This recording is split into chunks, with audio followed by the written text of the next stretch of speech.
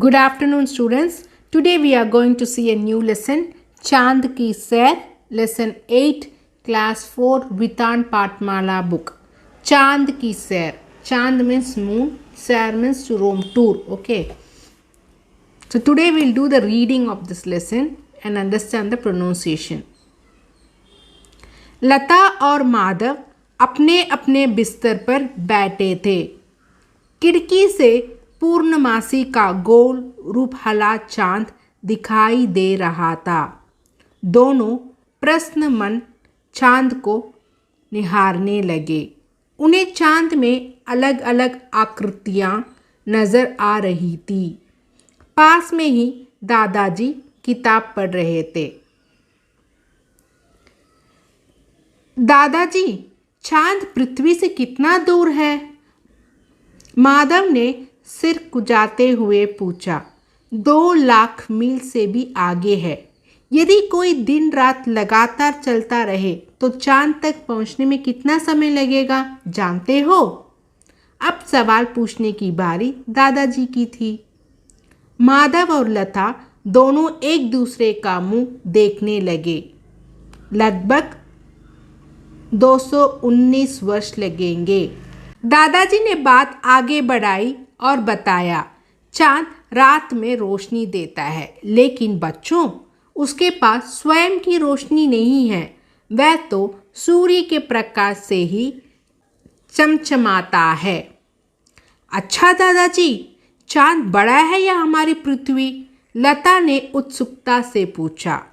चांद हमारी पृथ्वी से बहुत छोटा है। दादाजी, मुझे चांद पर कुछ पेड़ दिखाई दे रहे थे।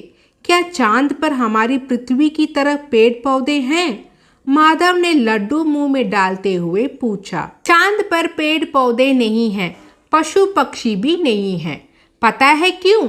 वहाँ हवा नहीं है। चांद पर हवा ना होने से हम किसी तरह की आवाज भी नहीं सुन पाते।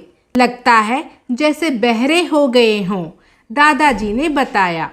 फिर क्या है चांद पर? अब लता ने पूछा।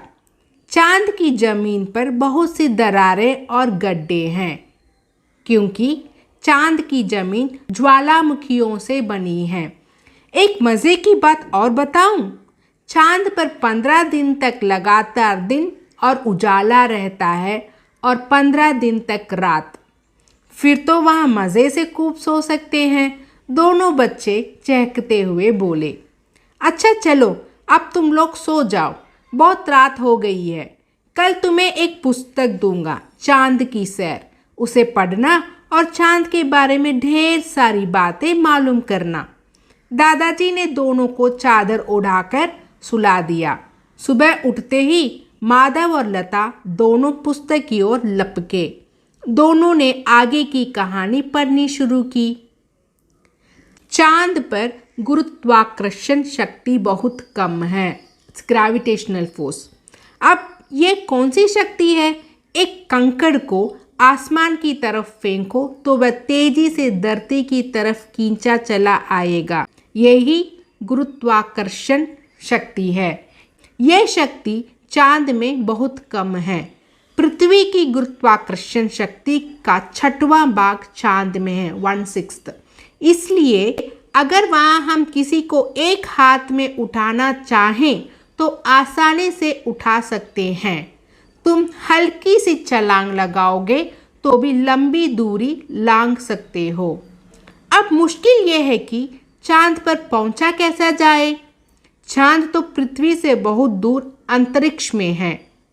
अंतरिक्ष में स्पेस। वहाँ जाने के लिए साधारण विमान की नहीं बल्कि अंतरिक्ष यान की ज़रूरत होती है।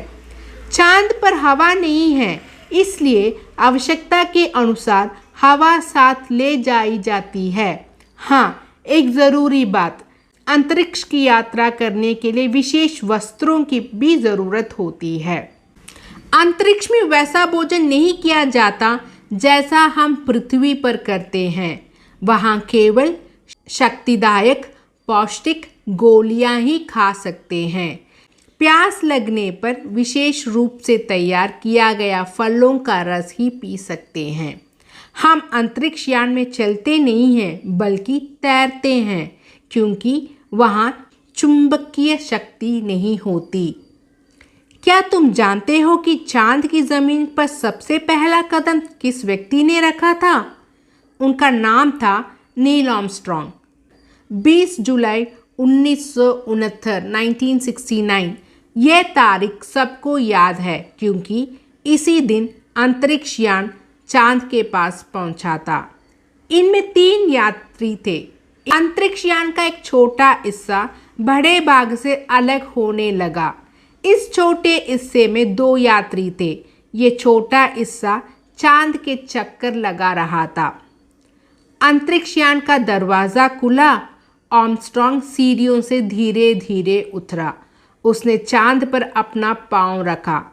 तब उसने कहा, ये मनुष्य का सबसे छोटा कदम है और मानव जाति की एक बड़ी सफलता है। सारा संसार खुशी से झूम उठा। दूसरा यात्री एडविन एल्ड्रिन भी यान से उतरा। दोनों चांद पर चलने लगे। वे रुक रुक कर लड़खड़ाकर चल रहे थे। वहां से जब उन्होंने पृथ्वी को देखा तो वे खुशी से उछल पड़े। जानते हो क्यों? इंसान ने धरती से चांद को देखा है, लेकिन पहली बार किसी ने चांद से धरती को देखा। है ना मजेदार बात?